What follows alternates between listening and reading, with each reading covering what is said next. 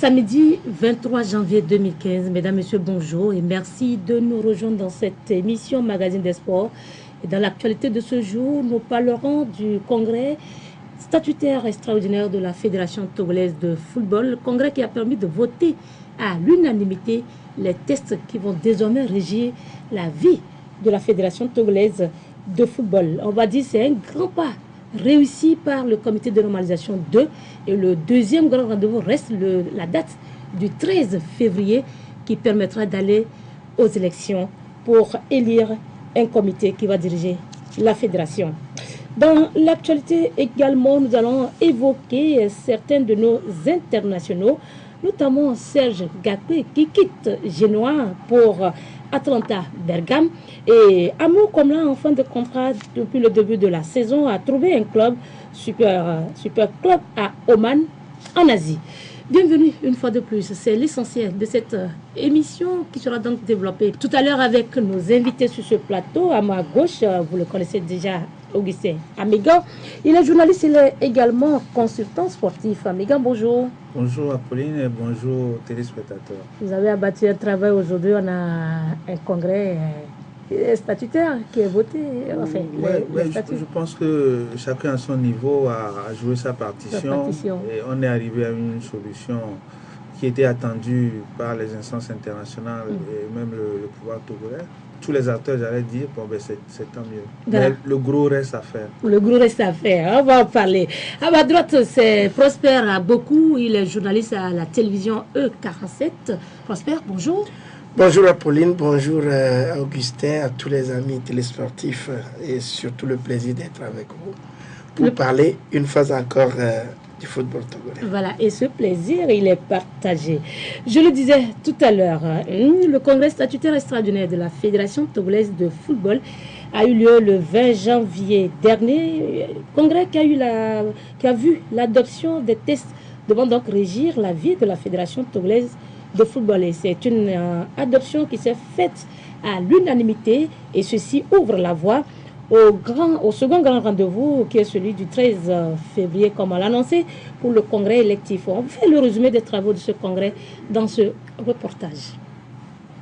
Le football togolais ne peut pas être pris en otage par des guerres des égos des individus. Le football togolais doit reprendre son cours et le peuple doit se retrouver dans le football togolais. Il faudrait que vous montriez que vous surpassiez vos égos. Aucun texte n'est parfait, mais l'essentiel, c'est de se mettre d'accord sur l'essentiel et une base sur base de laquelle le football togolais doit être refondé. Visiblement, les propos de l'expert de la FIFA, Constant Omari, ont donné leurs fruits. Ces acteurs ont trouvé ce essentiel et ont adopté leurs tests dans leur ensemble pour refonder le football togolais. Et en votant ces tests ce 20 janvier, c'est une nouvelle étape qui vient d'être franchie et résolument que la page sombre de l'histoire du football soit définitivement tournée pour faire place à une nouvelle. Et c'est une bonne nouvelle puisque l'on espère que le football est sur la voie d'être sauvé de son agonie. À la fin de ce congrès qui a été un succès pour le football togolais, je peux dire que c'est la fierté qui domine maintenant et je suis heureux d'annoncer au peuple togolais, au Togo et à l'étranger que nous avons passé une moitié de la feuille de route avec succès, la feuille de route de la FIFA, et on a réussi une partie de l'examen qu'on doit passer. Il nous reste l'autre moitié qui sera le congrès électoral en février. Je prie Dieu de nous assister pour que cette élection ait lieu et que surtout ceux qui seront élus soient des gens responsables et différents de ce qu'on a connu jusqu'ici, afin que le football togolais, disons, soit respecté. C'est un acte souhaité par tous. Le présent congrès a été nettement mieux préparé que l'autre. Il est évident qu'il y a eu des échanges interactifs et les observations des uns et des autres, pour peu qu'elles aient été fondées, ont été prises en compte. Et vous avez vu la sérénité avec laquelle les tests ont été adoptés et des précisions ont été apportées à chaque fois que de nécessaire. Je crois que nous avons fait un travail assez efficace en amont parce que le nouveau comité de normalisation était dans des prédispositions pour associer les acteurs au processus. Nous sommes suffisamment concertés en disant qu'il fallait aller à l'essentiel, obtenir un minimum de consensus pour pouvoir faire avancer les choses. Et ce sont les statuts, le règlement de congrès, le code éthique, le règlement financier et le code électoral qui sont passés au peigne fin. L'expert de la FIFA salue le travail des congressistes. C'est un mot de félicitations aux congressistes togolais qui ont participé avec une détermination de sortir du bourbier dans lequel se retrouvait ce football. Nos espoirs partent du socle qui vient d'être posé aujourd'hui. Au regard de l'ambiance, du climat, de l'état d'esprit dans lequel cette Assemblée générale vient de se passer, nous avons la ferme conviction que le 13 février, le même état d'esprit régnera pour consolider les acquis d'aujourd'hui à travers la mise sur pied du nouveau comité exécutif qui aura la tâche, bien sûr, pratique de pouvoir faire renaître le football togolais. Nous voudrions adresser nos sincères félicitations au nouveau comité de normalisation et à tous les acteurs du football togolais de pouvoir enfin s'accorder pour un règlement définitif des problèmes que connaît notre football depuis la participation du Togo à la Coupe du Monde 2006 en Allemagne. Les nouveaux tests votés ce jour ouvrent donc la voie au prochain congrès électif prévu le 13 février prochain. Voilà donc ce qui en est des travaux du congrès statutaire. Congrès statutaire qui a permis donc l'adoption des tests à l'unanimité. Et Augustin, il y a certains à la veille même de ce congrès craignaient peut-être un nouveau rejet des tests comme on l'a vu le 7 novembre dernier. Mais finalement, c'est à l'unanimité que les acteurs ont voté ces tests. Oui, c'est vrai qu'à un moment donné, on a eu des craintes par rapport à la lettre adressée par la FIFA au comité de normalisation le 22 décembre, où certaines observations ont été faites et des dispositions ont été rejetées. Mais entre le 22 décembre et la tenue du congrès, il s'est passé des échanges, des discussions sur différents aspects. C'est vrai qu'à partir du moment où la FIFA avait rejeté le projet, il se posait un problème de délai, mais sur la question, je crois qu'il y a eu un consensus entre la FIFA et le comité de normalisation 2, également les acteurs, pour qu'on puisse faire un pas sur ces difficultés et aller à l'essentiel, qui était de tenir dans le chronogramme défini par le comité de normalisation. Ce qu'on pouvait trouver à redire sur certains aspects des tests, mais bon, comme l'a dit le représentant de la FIFA, M.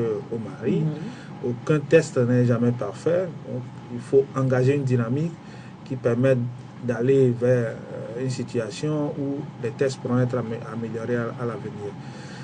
C'est une bonne chose. On peut déplorer qu'au nom de ces tests-là, qu'on ait bloqué le football pendant longtemps. Mais bon, c'est du passé, on va se tourner vers l'avenir. Voilà, on va se tourner vers l'avenir. On l'a vu, on l'a dit aussi dans le reportage, il y avait un état d'esprit, il y avait une sérénité, il y avait quand même un consensus. Alors, on se dit maintenant, avec l'adoption de ces tests prospères, est-ce qu'on va se dire aujourd'hui, les bases sont donc posées pour donc sortir ce football de son agonie? Bon, je dirais tout simplement que c'est un premier pas. On ne peut pas être dans la certitude totale, ni dans l'incertitude d'un avenir radieux pour ce football-là. Et comme aucune œuvre humaine n'est parfaite, on peut se dire tout simplement que c'est un premier pas fait par rapport à tout ce qu'on a vu par le passé, qu'on en est arrivé au moins pour la première fois à s'entendre sur quelque chose et unanimement qu'on est parti donc d'une même voix, d'un même ton pour pouvoir rassurer la famille du football togolais et à l'international également, où on a apprécié donc cette attitude des acteurs. Donc aujourd'hui, vous savez, c'est une fondation qui est posée comme pour construire un édifice. Donc il faut le mettre dans un endroit sûr, sur un sol solide. Et je crois quand même que c'est ce que les acteurs ont eu à faire. Chacun a eu à dépasser ses égos. Et ça a été donc voté avec un peu plus d'empressement, parce que tout le monde est fatigué de cette situation. On a tous vécu dans cette absence notoire donc, de plus de responsabilité à un certain moment donné. Donc je crois que à partir du 7 novembre dernier, avec les invectives de la FIFA, avec les remontrances surtout, on a vu, comment on appelle, Omari qui a fait relever un tout petit peu les bretelles aux acteurs dans la salle et ça a fait quand même booster. Mais il ne faut quand même pas oublier le travail constant fait aussi par la presse. Nous avions été aussi au four et au moulin pour les pousser, franchement, puisque vous l'avez dit, à quelques heures donc, de ce congrès, il y avait quand même certains acteurs qui étaient encore en train de porter des jugements, je dirais, un peu néfastes par rapport à ce qui devait se passer. Mais là, je crois que la presse a été à son plus haut niveau pour pousser les gens à faire ce qu'il fallait. Et aujourd'hui, on a quand même posé les fondations. Maintenant, dans les années à venir, il va falloir, comme Constant Romary l'a dit, il va falloir donc parfaire les choses telles qu'elles doivent être. Voilà, vous avez dit tout à l'heure, il y avait un certain empressement avec lequel on a voté cette thèse. Il y avait aussi des réticences, même à la veille du congrès. On se disait, est-ce que oui ou non on va voter ces acteurs? Mais il y a certains qui l'ont dit, ils ont exprimé pourquoi ils ont voté les thèses, surtout les raisons de leur vote. Le présent congrès a été nettement mieux préparé que l'autre. Il est évident qu'il y a eu des échanges interactifs et les observations des uns et des autres, pour peu qu'elles aient été fondées, ont été prises en compte. Et vous avez vu la sérénité avec laquelle les tests ont été adoptés et des précisions ont été apportées à chaque fois que de nécessaire. On n'a pas semblé imposer les tests. Je crois que nous avons fait un travail assez efficace en amont parce que le nouveau comité de normalisation était dans des prédispositions pour associer les acteurs au processus. Et contrairement à ce que nous avons vécu les 10 derniers mois, nous avons été associés, nous sommes suffisamment concertés en disant qu'il fallait aller à l'essentiel, obtenir un minimum de consensus pour pouvoir faire avancer les choses. Voilà, et on parle, ces acteurs disent qu'ils ont été associés à tout le processus, que le travail de ce congrès a été bien préparé. Vous avez suivi les travaux de ces deux comités de normalisation. Est-ce qu'aujourd'hui, oui ou non, on va dire oui, le deuxième comité a plus associé les acteurs de football pour aller justement vers ce consensus? Il est évident que les acteurs étaient plus dans une disponibilité à collaborer avec le deuxième comité de normalisation que de collaborer avec le premier. Il y avait même une position de principe au départ. On dit on ne veut pas du comité. On ne veut pas dire que non, ils sont mal, ils ne s'étaient pas associés alors. C'était peut-être une personne qui faisait problème. Voilà, ils ont posé un problème de personne. Le président la tête du président du comité ne leur convenait pas. Ils ont tout mis en œuvre pour bloquer la normalisation. Et le comité de normalisation, alors dirigé par M. Antoine Folu aussi, a commis quelques erreurs qui a fait que le comité de normalisation a échoué dans sa mission initiale, la normalisation. Mais je crois qu'il faut insister là-dessus et déplorer cette mentalité que nous avons principalement au Togo. De dire que si c'est celui-ci, moi je n'accepte pas, ça ne va pas marcher. Collabore pas. Il faut qu'on progresse sur ce terrain-là. Parce que dans tous les secteurs, cela pose problème à la société togolaise. Il faut qu'on progresse. Qu'on accepte même que si on n'aime pas quelqu'un, s'il est promu à une certaine responsabilité, qu'on puisse l'accompagner. Parce qu'au-delà de cette personne qui n'est pas éternelle, ben, c'est la jeunesse togolaise, c'est l'intérêt du pays, c'est l'image du pays, c'est l'image même de nous Togolais qui se joue. Moi, j'ai écouté les propos de M. Constant Romary la dernière fois. J'avoue, connaissant le rôle que mes grands-parents jouaient au Congo, je suis quand même un peu frustré. On va revenir sur les propos de Constant Romary. Parce que quand ces acteurs disent qu'ils ont fait un travail efficace, vous comprendrez ce travail efficace est fait à quel niveau? Bon, vous savez, le travail, s'il parle d'un travail efficace, à mon avis, je crois que c'est d'abord l'acceptation du comité de normalisation 2 qui a favorisé les choses. Voilà, vous l'avez dit tout à l'heure, Romary, qui est un Congolais, qui connaît pratiquement tous les problèmes togolais, il a lancé un appel aux acteurs au début donc, de ce congrès pour aller voter les tests. On va voir, avec vous tout à l'heure, en l'écoutant, on va voir si c'était une pression qui a fait qu'on est allé et voter ces tests. On écoute le représentant de la FIFA, Constant Romary. Le football togolais ne peut pas être pris en otage par des guerres des égos des individus. Le football togolais doit reprendre son cours et le peuple doit se retrouver dans le football togolais. C'est pour cela la FIFA, la CAF ont tenu à vous accompagner au courant de toutes ces années pour vous permettre de remettre le football sur le rail. Cet accompagnement qui n'est pas encore une fin à soi passe obligatoirement par l'adoption des textes. Et vous allez vous en rendre compte, une année entière sans championnat, vous allez demain, si une fois les textes adoptés, reprendre le championnat, vous verrez que vous aurez fait un retard de 2 ou 3 ans. Et je suis bien aise de le dire parce que le président du comité de normalisation l'a rappelé tout à l'heure dans son discours. Il y a même des joueurs qui se sont expatriés car devront aller mener leur talent ailleurs. Et là, il a été peut-être modeste parce que les informations de notre possession indiquent qu'il y a d'autres qui s'adonnent à l'alcool et que sais-je encore. Ça signifie que vous, président du club aujourd'hui, si cette guerre perdure, si cette crise perdure, vous êtes en train de perdre non seulement votre argent parce que vous devez continuer à prendre en charge ces joueurs, mais vous êtes en train de perdre en talent de vos joueurs. Sans tenir compte de tous les dangers qui guettent l'Afrique de l'Ouest aujourd'hui, où la jeunesse a l'obligation de s'adonner à sa discipline sportive, sinon elle est dans la rue, et quand elle est à la rue, elle est prête et corvéable à toute idéologie. Et à ce moment-là, vous aurez causé du tort, croyant causer du tort au peuple togolais, mais vous aurez causé du tort à toute la jeunesse togolaise, en commençant par vous-même, parce que vos propres enfants. Je l'ai dit à plusieurs de vos autorités que j'ai vues, c'est une mission de la dernière chance.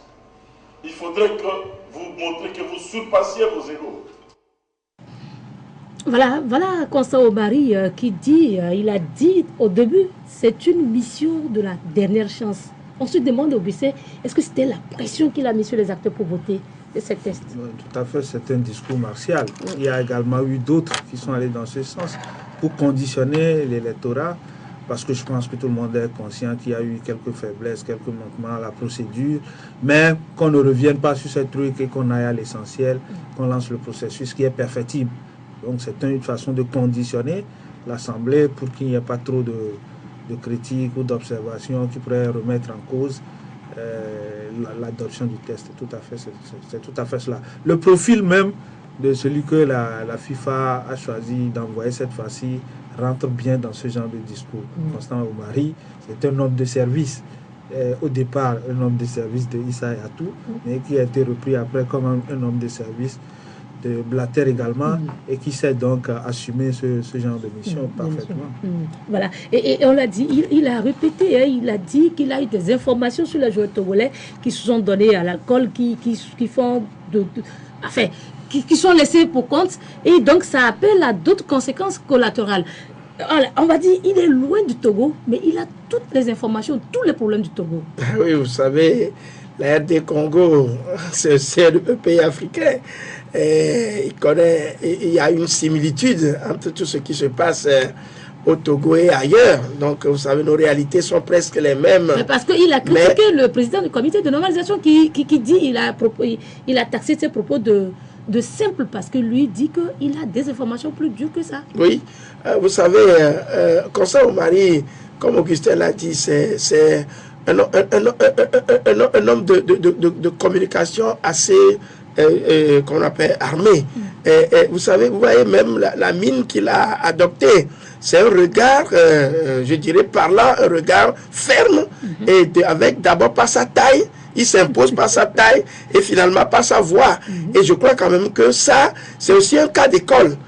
Quand M. Omari dit que quand vous ratez une saison de compétition, il vous faut 2 ans à 3 ans pour reprendre, il ne parle là que du niveau de l'administration du football et de l'organisation des compétitions. Mais au niveau des joueurs, on perd plus d'1 an. Quand certains joueurs perdent une seule saison, peut-être c'est toute la carrière qui est partie. Parce que c'est peut-être maintenant qu'il commence son essor, parce qu'il est sur la fin, ou parce qu'il est en pleine progression. Et quand il n'y a pas compétition, oui, c'est toute sa carrière qui est brisée. Et ça, on ne peut pas l'évaluer. Donc, ne serait-ce que pour ça, on ne peut pas, à cause d'un seul individu, qui plus est également togolais, décider d'aller dans ce sens. C'est une aberration, c'est une harmonie. Il faut insister là-dessus pour que demain, on ne reprenne plus ces solutions-là. Il y a d'autres façons pour contrôler le bureau d'Antoine Foli. Le comité d'Antoine Foli a été mis en place par le gouvernement, la FIFA et la CAF, parce qu'ils estiment que nos responsables de club, eux-mêmes membres de la fédération, ne gèrent pas bien la fédération. Donc ce n'est pas à eux de venir contrôler le bureau que la CAF, la FIFA et le gouvernement ont mis en place. La CAF, la FIFA et le gouvernement sont à même d'évaluer le travail que le comité qui a été mis en place est en train de faire, de voir les orientations que ce comité-là donne. Et s'il y a des rectifications, les donner. Les dirigeants peuvent à la limite tirer sur la sonnette d'alarme quand il le faut, pour que s'il y a des déviances, que cela se fait. Mais on ne peut pas bloquer les compétitions pour ça. Voilà. Et on se pose aussi une question. Aujourd'hui, si on dit on va le 13 janvier, c'est le congrès électif. 13 février, pardon. C'est le congrès électif. Si on arrive à mettre sur pied un comité exécutif de la Fédération togolaise de football et on lance les championnats, on se demande quel club serait prêt pour compétir. Non, là, je crois quand même parce qu'on a l'impression qu'il n'y a pas de séance d'entraînement, il n'y a pas de... Les joueurs se sont expatriés. Non, dès que le comité exécutif sera élu, je crois quand même que c'est l'entame donc d'un programme, d'un processus qui va arriver. Et petit à petit, peut-être, chacun va s'investir pour que les choses reprennent avec un peu plus de consentement de la part des joueurs et de la part des dirigeants. Maintenant, c'est les gros moyens qu'il faut mettre. Parce que si nous voulons atteindre un certain nombre de niveaux, vous savez, moi je dis, déjà avant, le niveau de notre football n'était pas encore comparable à celui donc, de certains pays où, depuis l'enclenchement de la Ligue des Champions et de la Coupe CAF, le Togo n'a jamais placé un club en poule. On est toujours éliminé. Et peut-être au porte-à-pour ceux qui ont été plus loin, à la porte d'entrée de la en poule. Donc je pense que aujourd'hui, les acteurs eux-mêmes sont déjà avertis. Moi, je crois qu'ils sont avertis puisqu'ils ont tout à fait la tête aux élections. Et chacun veut prendre la fédération pour quel motif? La reprise des activités. Et si la reprise des activités doit se faire, je crois que la plupart d'entre eux sont des présidents de clubs. Ils ont la gestion des clubs. C'est vrai que Augustin dit qu'il faut avoir une nouvelle approche de la gestion des clubs. Ça, je suis aussi d'accord. Parce que les clubs ne doivent pas se reposer sur l'épaule d'une seule personne qui plus est un mécène, un magnat qui amène son argent à quelques encablures près. Quand l'argent va venir, il va vouloir chercher à s'en accaparer. Oui, ça, je crois quand même que la nature a horreur du vide. Lorsque quelqu'un investit, et sûrement que ça vient. Et c'est ce qui vient même dans les fédérations. Oui, mais on peut penser investir et vendre après. Oui, par exemple, vous vendez un joueur aujourd'hui à coût de millions, vous récupérez ce que vous avez dépensé. Combien de joueurs peut-être on n'a pas la vision vers là. Oui, peut-être. Vous savez, c'est pourquoi il faut professionnaliser tant soit peu les choses. On est tous, tellement ancré dans l'amateurisme, dans le dilettantisme pur que finalement les investissements même n'apportent pas grand-chose. Il y a aussi les agents de joueurs qui sont autour des joueurs, les conflits entre agents de joueurs et les présidents des clubs. Les clubs souvent, ça j'aime. Donc je crois quand même qu'il faut une nouvelle approche. Et l'État doit, aujourd'hui, moi je crois quand même que à chaque pays, sa façon de faire, on dit souvent chez nous que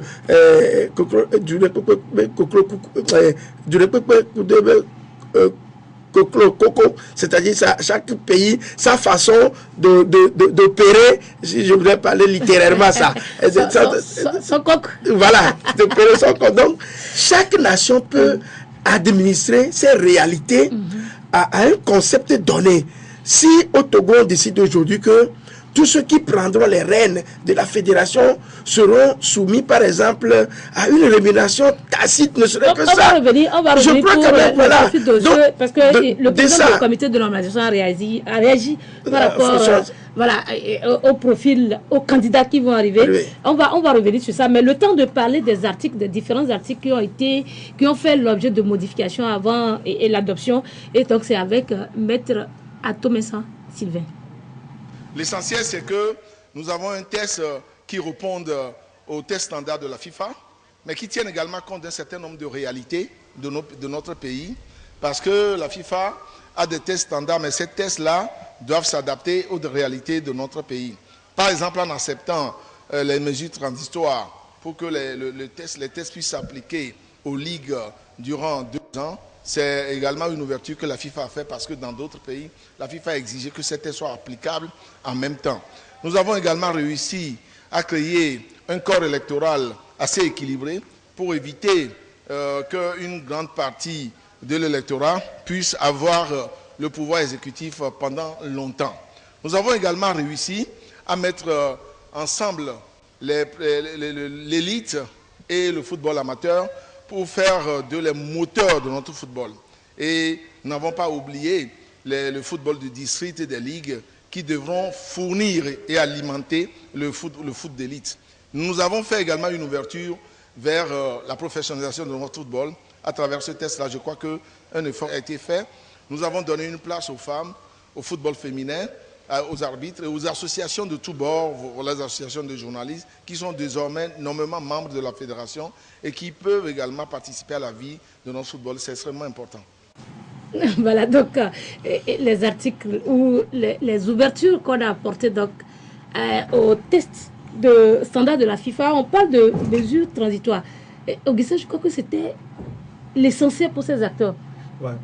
C'était ça l'essentiel, c'est-à-dire qu'il fallait à tout prix conserver le même électorat qui avait toujours voté, qui était là, qui devrait voter au congrès de décembre 2014, qui a été supprimé à la place de la normalisation. Donc ça, ils l'ont obtenu à travers les dispositions transitoires. De toutes les façons, le chronogramme dans lequel la FIFA même a enfermé le comité de normalisation indiquait clairement qu'on ne pouvait pas faire les réformes avant de faire le congrès électif. Donc ça a beaucoup rassuré les acteurs qui étaient... Mais le 7 novembre, on l'avait dit. Non, c'était pas clair le 7 novembre. Ah d'accord. On l'a dit, mais c'était pas clair. Le 7 novembre, on était... En fait, avant le 7 novembre, avant d'aller au congrès du 7 novembre, on était dans l'esprit de la normalisation initiale. C'est-à-dire qu'on vote les nouvelles réformes dans les statuts, on les met en œuvre avant d'organiser les élections. Mais quand ça a papoté dans la salle, on a dit, mais vous pouvez voter, mais on va faire une mesure transitoire. Les gens étaient déjà braqués, les esprits étaient déjà braqués. Surchauffés. On ne pouvait plus revenir. Au Togo, la crise de confiance aussi, c'est ce qu'il y a de mieux qu'on se partage. Donc, on était déjà braqués. Donc, par rapport à ça, aujourd'hui, ils sont contents. Mais bon, quand j'écoute les discours, les points sur lesquels au niveau, c'est-à-dire que les clubs de première division, les clubs de deuxième division, les autres membres, il faut qu'il y ait un équilibre. C'est pour ça qu'une partie des clubs de deuxième division peut voter d'autres. Mais qu'est-ce qu'on n'a pas entendu? Aujourd'hui, on s'en félicite. Bon, c'est tant mieux. Peut-être c'était pas clair. Mais moi, vous savez, c'est plus facile de mettre en œuvre les réformes de façon objective en période de transition que quand il y a un bureau légalement qui est là, qui aspire déjà encore à faire un autre mandat et qui va vouloir instrumentaliser la mise en œuvre des réformes de façon à placer ces hommes pour garantir un autre mandat.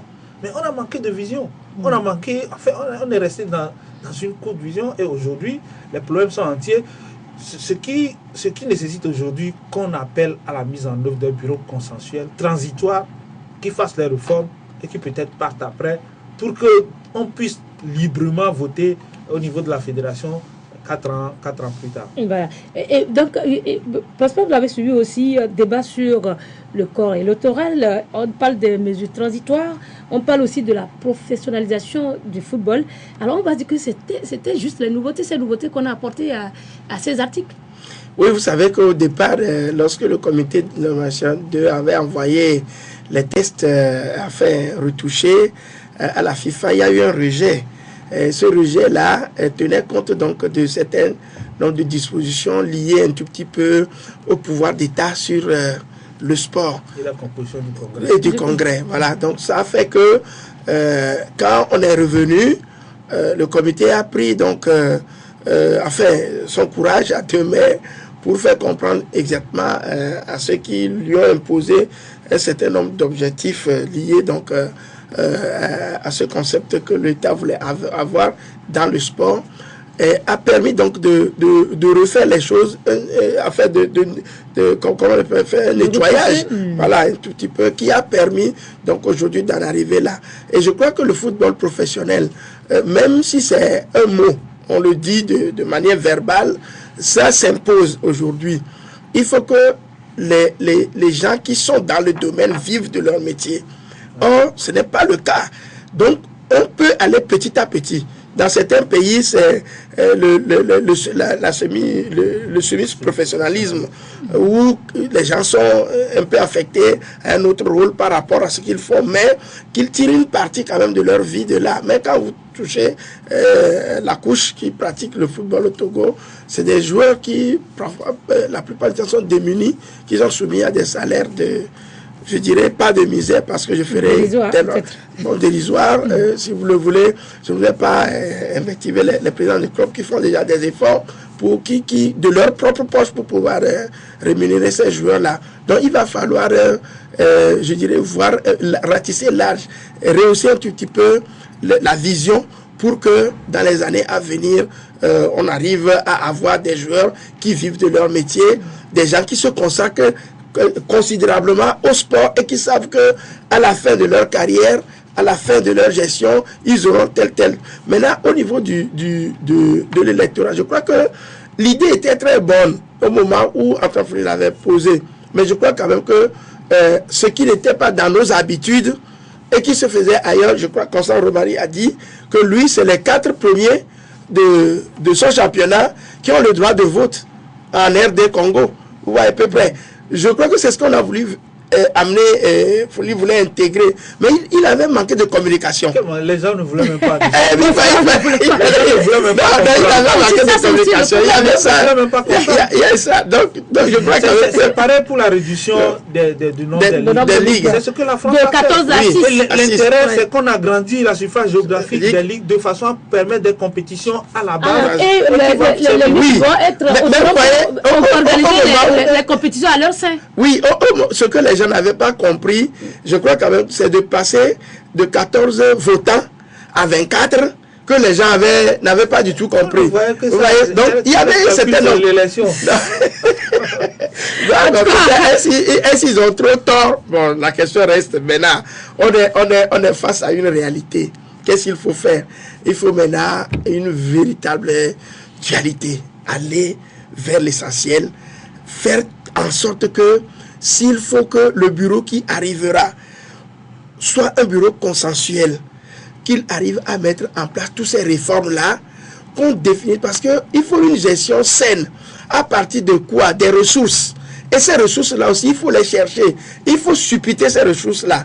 Est-ce que l'État aujourd'hui, je crois que dans la politique sportive même, l'État est parti à un certain nombre de similitudes par rapport à ce qui se dit, où on a voulu peut-être regrouper les 5 régions économiques en ligue.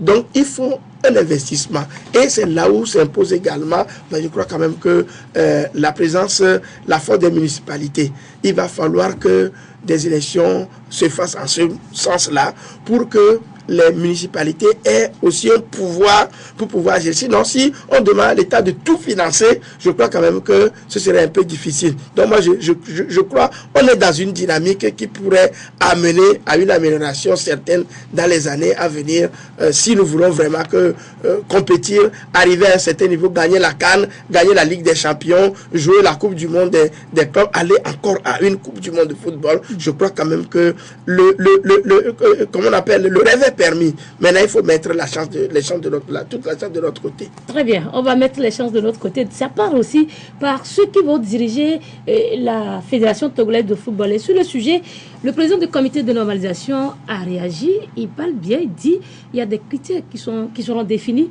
pour quand même arrêter l'hémorragie. On a trop souffert avec le football. On écoute Horacio Freitas sur le sujet. Pour être candidat, il y a plein de choses, hein, les critères, mais il y a au moins une dizaine de documents qu'il faut fournir d'abord.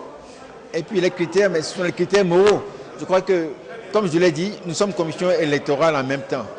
Donc, si on estime qu'un candidat, moralement, n'est pas apte à être candidat, nous allons l'écarter.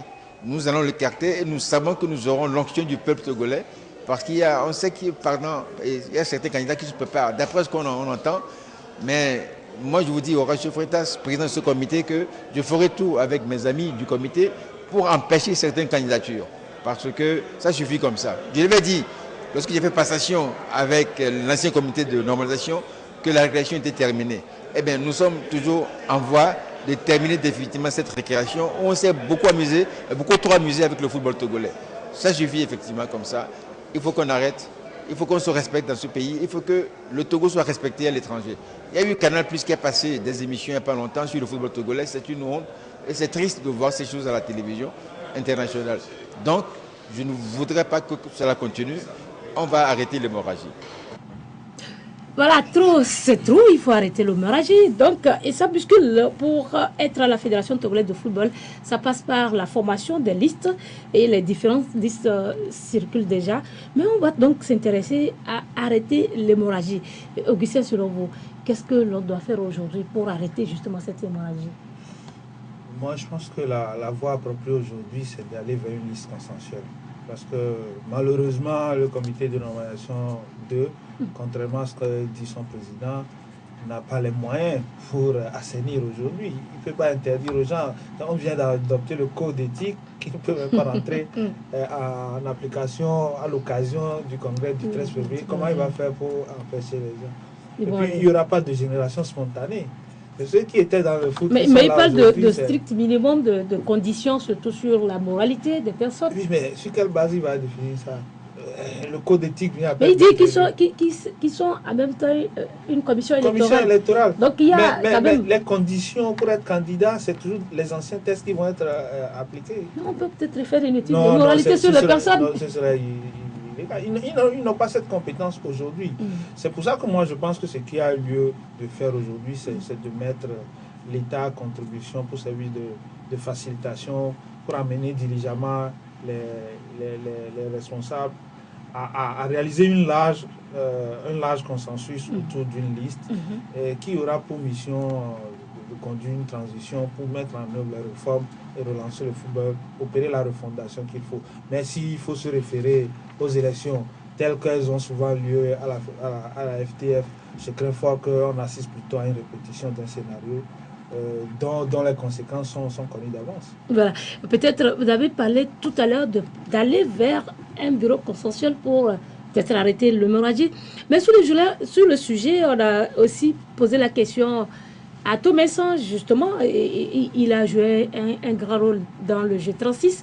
Lui aussi, il est d'accord pour aller vers un bureau consensuel. Je crois qu'il dit qu'il faut des préalables. On va écouter Maître Sylvain Thomesan.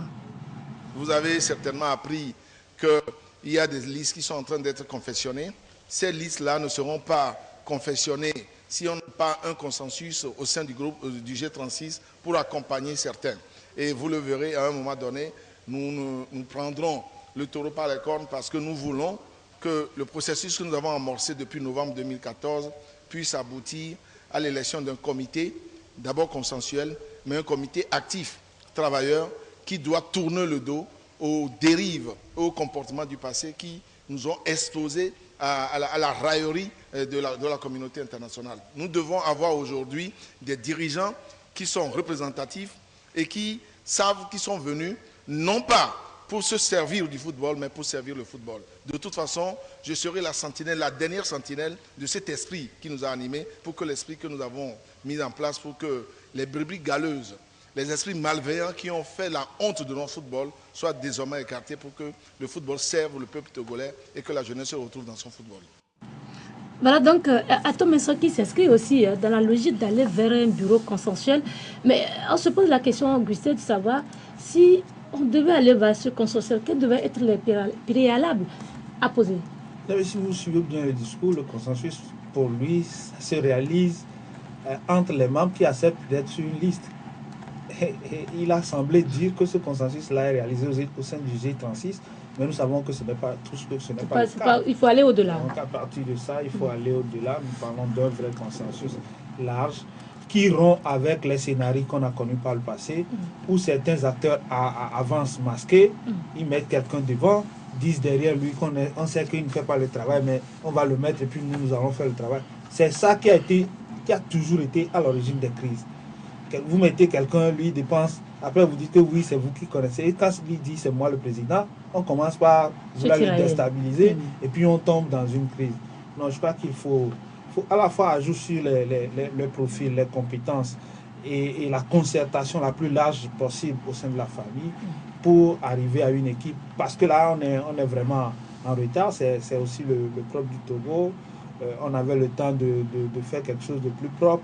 On a refusé, on a passé une année à se chamailler. Pendant 2 mois, on doit à la fois organiser le congrès statutaire et le congrès électif. Du coup, on n'est plus par le temps, mais je pense qu'avec l'implication des pouvoirs publics de façon comme il faut, parce que ça s'est fait dans d'autres pays. Moi, j'ai personnellement assisté au congrès au Burkina, à l'époque du président Blaise Compaoré. La liste n'est pas venue que des acteurs.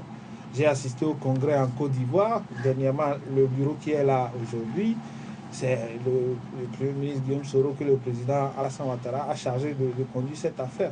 Donc c'est possible de faire quelque chose, d'aller vers un consensus avec l'implication du gouvernement, qui rendrait également le gouvernement responsable du résultat du travail que ce bureau-là va faire. Voilà. Et est-ce que, Prosper Lalma, vous êtes dans cette logique pour un bureau consensuel?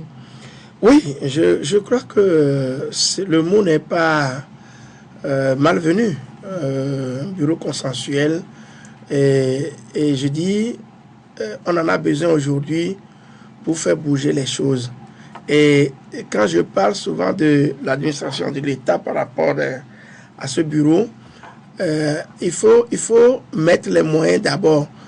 Il faut que ce consensus-là accepté, l'État doit pas forcément se faire voir, mais sa représentativité doit se ressentir dans le déroulement des faits. Il faut que le bureau-là ait les moyens.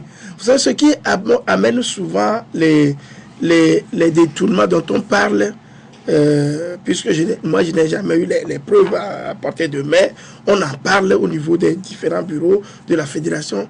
C'est parce que apparemment, tu n'as même pas vu certaines correspondantes de la FIFA. Non, il en parle. Non, je dis ce que je veux, ça dit le concret. Ça dit savoir. On va aussi ajouter un truc parce qu'on a vu, j'ai écouté quelque part, c'est sur le Togo qui a transformé le projet Goal en liquidité. Ça, allez savoir ceux qui sont à la base.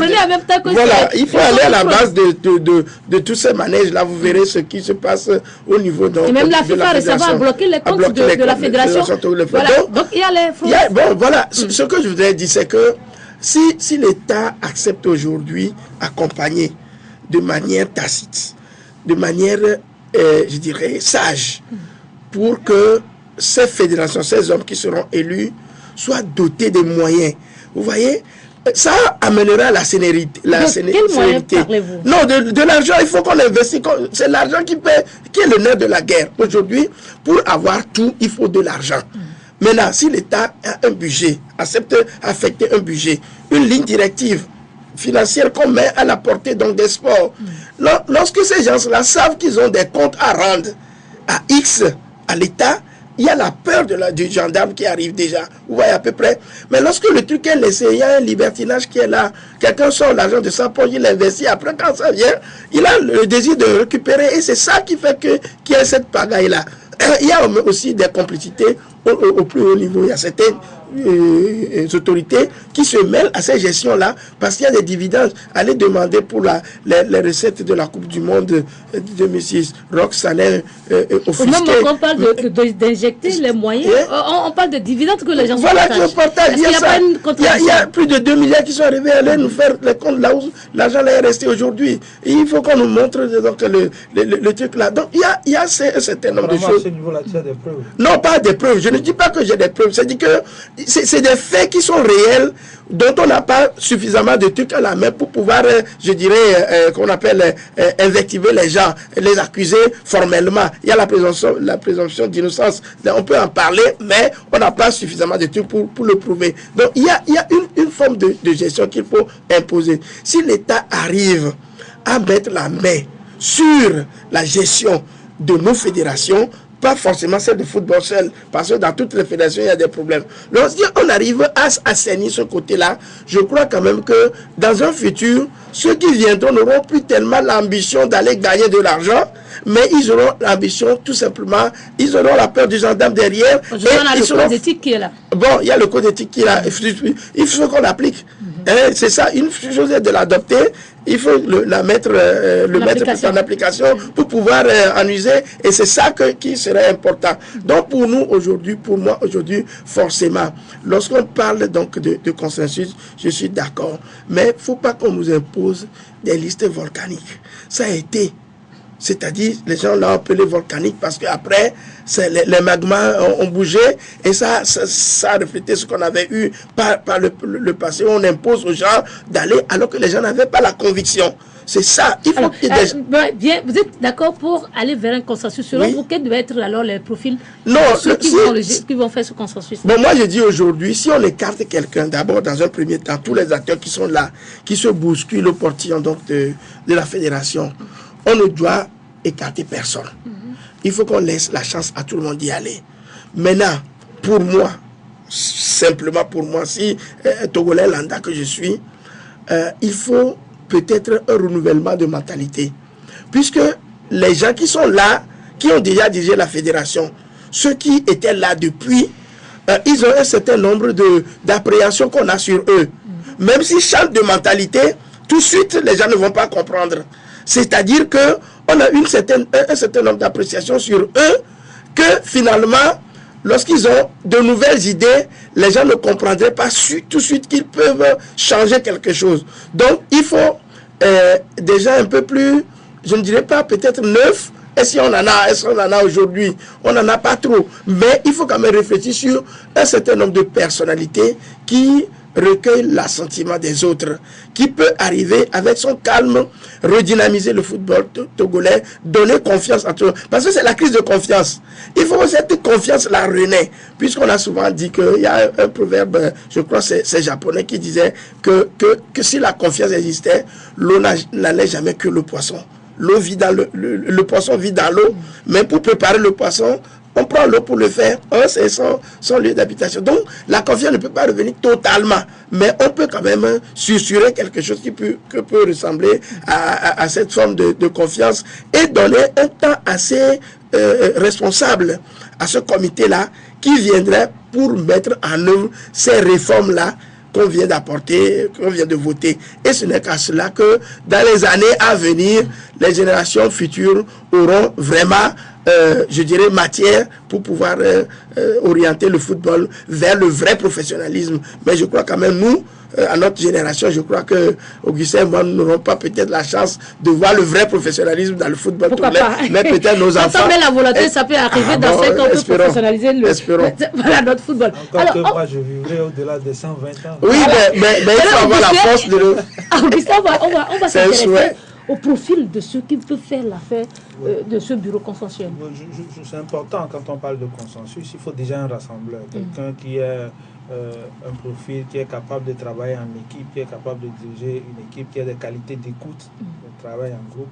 C'est déjà important. On parle de fédération, de football, donc forcément il faut des gens qui aient la maîtrise des règles du football, des règles de l'administration du football, les notions de rapport entre fonctionnement de la fédération. Il faut également d'autres qui soient capables de concevoir des projets de développement technique du football. Donc, c'est un ensemble de l'équipe à la fois de profils complémentaires et de profils de compétences qu'on doit mettre ensemble pour conduire ce que j'insiste là-dessus, c'est une phase de transition parce qu'il s'agira essentiellement de relancer le football, de refonder le test, de mettre en œuvre les réformes qui sont prévues. Les réformes, on a vu la réticence qui a été exprimée. Les gens ont fermé les yeux là-dessus parce qu'ils veulent aller aux élections. Mais quand il sera question de mettre en œuvre les réformes, ça va être difficile.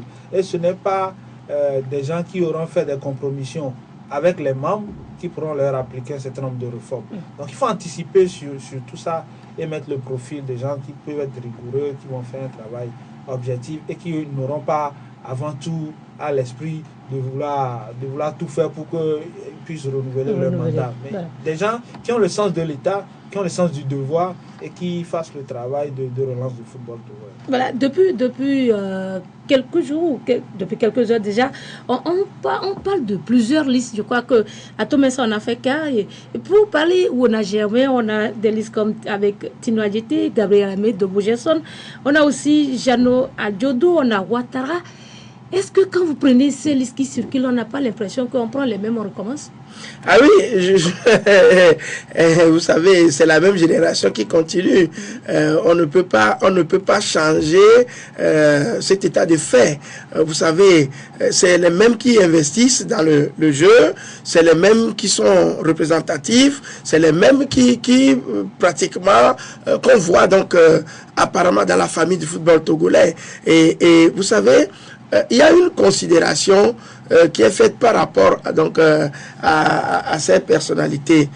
C'est le fait qu'ils n'aient pas confiance vis-à-vis d'eux-mêmes qui fait que la presse en parle beaucoup, que les observateurs les trouvent, je dirais, disqualifiés par rapport à la nouvelle donne. Mais je crois quand même qu'un certain nombre de personnalités d'entre eux, vu tout ce qui s'est passé par le passé, ont tiré un certain nombre de conclusions, des leçons qui peuvent leur permettre d'aller de l'avant. Quand vous apprenez certains d'entre eux, ils disent qu'ils vont aller. Ils sont en train de constituer leur équipe, qu'ils iront, qu'ils ont des choses à proposer au football togolais. Maintenant, c'est au niveau des programmes.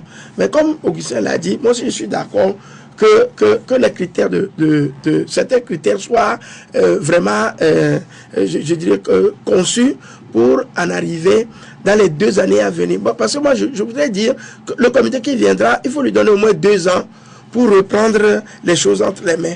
Or, tel que nous connaissons le public sportif togolais, tel que nous connaissons les acteurs, on va vouloir avoir les résultats tout de suite et on dira, quand Antoine Foulier est parti, Ameyi avait été invectivé, les gens priaient sur lui, tiraient sur lui, qu'il parle, mais quand Antoine Foulier est parti, les gens ont dit que Ameyi était mieux, Ameyi était encore mieux. Très bon même. Même ces acteurs. Mais aussi qu'il y a problème voilà, vous voyez à peu près. Voilà qui. C'est ça, c'est ça. Donc je pense que il faut réfléchir sur ce qui doit se faire pour que vraiment on ne retombe plus dans ces travers qu'on a connus. On en a marre. Voilà.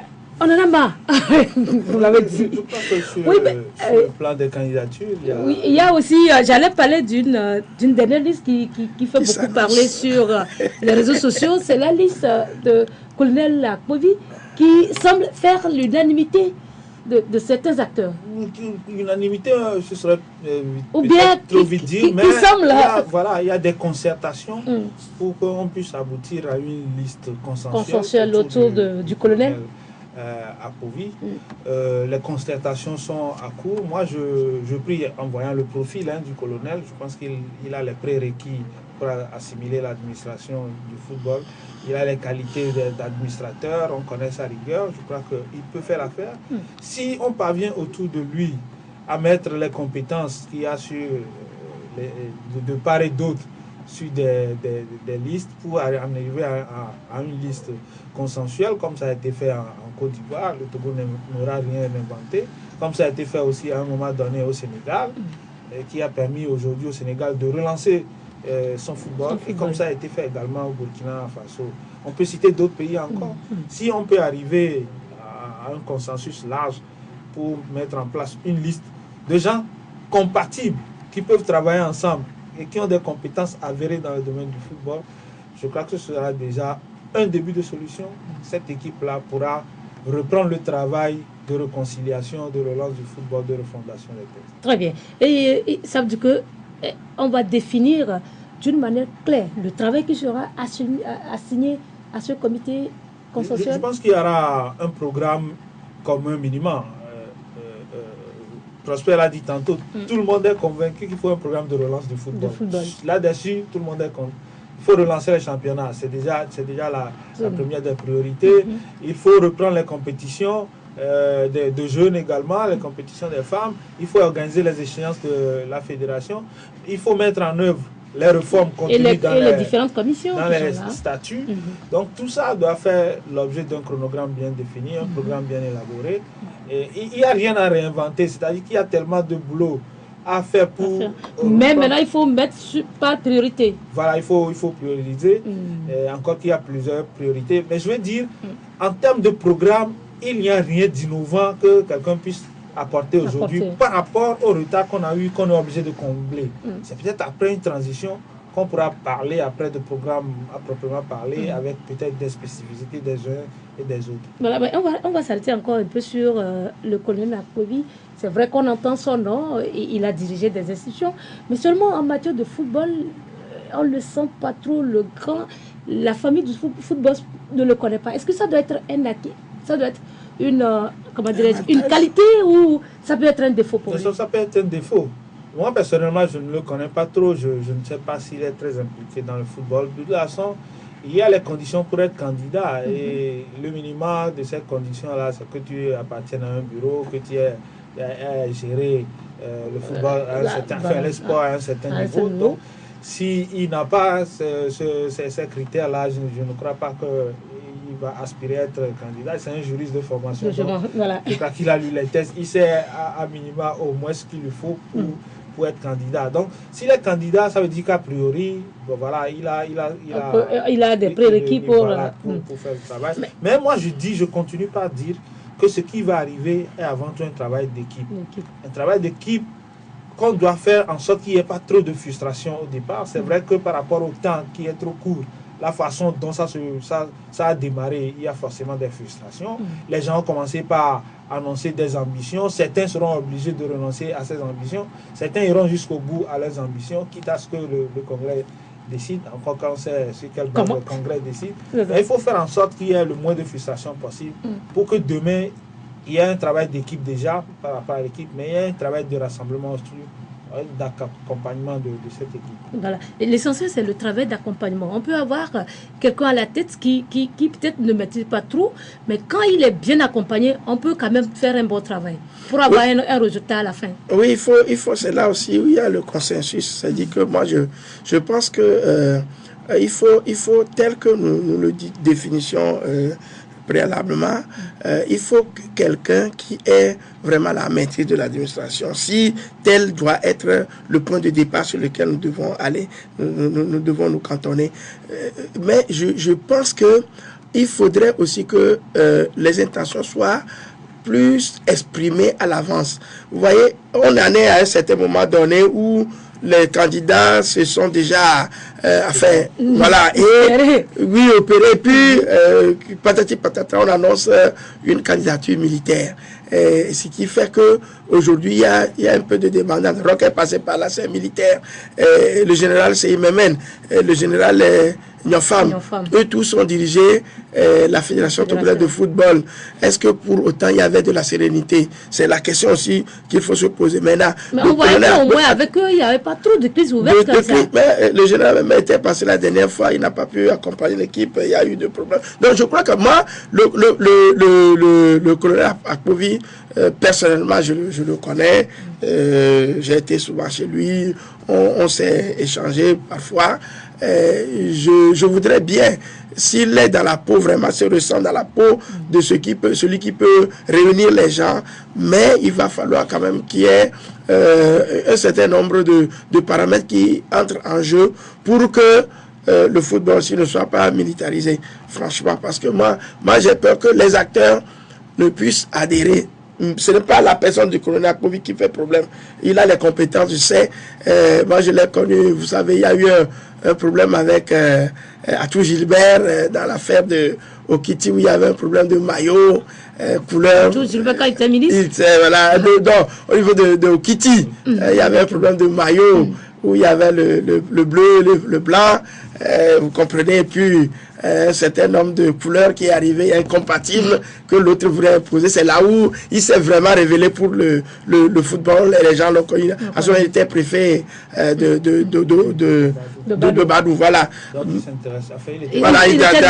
Donc il faut qu'on fasse attention. Moi, je voudrais quand même que les choses soient savamment fignolées pour qu'on n'en arrive plus à des crises. Mais là où les gens ont placé la barre aujourd'hui, est-ce que l'intrusion du colonel et son équipe... Pourquoi parler d'intrusion? Bon, parce qu'on ne les annonçait pas avant. On n'avait aucune intention. C'est comme si c'est le dernier né, quoi. Donc, on a quand même le temps, c'est d'ici demain. Bon, c'est ici demain, on verra ce qui va se passer. Nous allons prier à ce que, quelle que soit la tête qui viendra, Augustin l'a dit, nous faisons tous partie de la crise. Moi, je ne m'en demande pas. On a une fois pris position pour un acteur. Et ça, je crois quand même que c'est le propre de l'homme. Si Dieu et Satan existent, Satan est contre Dieu, c'est forcément que Dieu est contre Satan, et ça, c'est respecté. Donc, maintenant, on va dire, le plus important, pour les acteurs, c'est de voter l'utile. Voilà, l'utile, de voter le programme, et non de voter une personne. Voilà, c'est ça qu'on aille de l'avant. Je pense aussi qu'il est important de dire qu'il ne faut pas poser des débats qui n'existent pas. Le test de la Fédération togolaise n'interdit pas un militaire d'être candidat. Dito est d'ailleurs membre de la Fédération. À partir de ce moment, on peut avoir une candidature militaire. Non. Il ne faut pas dire, est-ce que ce n'est pas une militarisation? Non, Augustin, mon inquiétude, c'est de dire, c'est pourquoi il dit que Roch état militaire, il avait dirigé les autres il y avait eu toujours des remous. C'est ce que je dis. Est-ce que pour autant, ce serait la sérénité? C'est ce que ma question là où je suis d'accord, c'est que étant annoncée comme une candidature fédératrice, elle est venue en retard par rapport aux ambitions qui ont commencé par s'exprimer, les listes on aurait dû faire ça beaucoup plus tôt, que ça n'aurait pas créé un certain nombre de frustrations. Ça, sur ce plan, je suis d'accord. Oui, les réflexions continuent. Pourquoi pas d'ici demain qu'on aura un autre colonel pour avoir 2 listes de chefs de colonel. On va faire un clin d'œil rapidement à certains de nos internationaux, on l'avait annoncé plus haut. Et on va s'intéresser à Serge Gakwe, qui est aujourd'hui prêté avec option d'achat à Atalanta Bergame, en provenance de Genoa. Augustin, ça fait 5e club professionnel pour le Togolais. Oui, Globetrotter. Mais c'est quand même un peu curieux parce qu'il a commencé très bien la saison avec Genoa. Il a disputé 12 matchs, il a marqué 3 buts. Malheureusement, il a eu quelques blessures. Sinon, je pense qu'il aurait marqué davantage. Lui-même, il a une moyenne de 5 à 6 buts par année. Il était parti sur une lancée où il aurait pu aller plus loin que ça. Aujourd'hui, l'équipe de Genoa tourne très bien. Je ne sais pas pourquoi il a été prêté à Atlanta. C'est toujours en Série A. Je pense que la Série A a commencé par réussir. Il faut lui souhaiter une bonne chance. Prosper, bonne chance pour on en a toujours besoin pour la promotion des éperviers. Oui. Donc je crois que à chaque fois que l'un des éperviers arrive à se trouver donc un chantier aussi élaboré, pour nous c'est la joie. Et on ne peut que le souhaiter. Il faut que d'autres aussi le suivent. On parle à des Bayon, annoncé à Chelsea, annoncé à Aston Villa, annoncé Crystal Palace. Finalement, on ne sait pas si notre épervier a plusieurs ailes. C'est tellement qu'il trouve un club. On en a besoin pour toujours phagocyter l'ambition des éperviers. Déjà lundi, il va s'entraîner. Il aura sa première séance d'entraînement avec son nouveau club lundi. Un autre épervier à Méou, comme là, voilà, qui était en fin de contrat avec son club, finalement signe avec ce club à Oman, en Asie. Et seulement que le championnat asiatique, on ne le maîtrise pas trop. Mais bon, on va lui souhaiter aussi bonne chance. Ah oui, il est là, toujours, surtout qu'il est toujours professionnel. Quand vous partez au-delà, donc à l'outre-mer, vous revenez, vous avez fait un long voyage, vous jouez ailleurs, ça veut dire que vous avez d'autres réalités par rapport à ce que vous viviez ici. Donc à Méou, je crois, il n'est pas assez grand pour raccrocher. Il est en train de se chercher, surtout que ce club lui permette donc de revenir à son meilleur niveau. Nous, au niveau des éperviers, je crois le Togo en a toujours besoin. Et pour lui aussi, pour bonifier donc sa carrière, gagner encore un peu plus d'argent, les pétrodollars, ça flotte beaucoup là-bas. Il va falloir aussi préparer l'après-carrière. Oui, mais là, à 32 ans, il a encore le temps de jouer avant de parler de... Le temps, 3 ans. Oui, il faut jouer bien. Conditions physiques, lui-même, il travaille beaucoup. Je pense qu'il a passé la moitié de la saison sans club. C'est bien pour lui de rebondir dans un club. C'est vrai que ce n'est pas le top, ce n'est pas le niveau européen, mais bon, au moins, pour les 6 mois à venir, ça lui permet de s'entretenir et pourquoi pas relancer sa carrière s'il ambitionne évoluer un peu au niveau. Pourquoi pas. Voilà, messieurs, on est à la fin donc de l'émission. Votre mot pour le congrès électif qui va s'annoncer, Oui, souhaiter que, comme moi j'y tiens, qu'il y ait un large consensus autour d'un bureau comité exécutif pour mener la bataille des réformes qui va être difficile pour le mandat à venir et la relance du football togolais. Voilà. Et la relance du football togolais, Prosper? Oui, prions Dieu à ce que les choses aillent dans les normes pour qu'au soir du 13 février 2016, nous puissions nous en sortir avec un bureau qui puisse apporter de la sérénité dans le football togolais. Et je crois et j'ai foi que tous les Togolais ont cette capacité de le faire. Merci Prosper Lallemand pour votre disponibilité. C'est moi qui vous remercie. C'est un plaisir d'être avec vous et surtout avec Augustin et parler également d'une même voix. Le plaisir est toujours partagé. Merci Augustin Vega. C'est moi qui vous remercie. Certainement, on va se retrouver prochainement. À très bientôt. Merci à vous. On va se retrouver samedi prochain si Dieu le veut. Mais d'ici là, portez-vous bien et on souhaite aussi bonne chance à tous les acteurs du football togolais. Au revoir.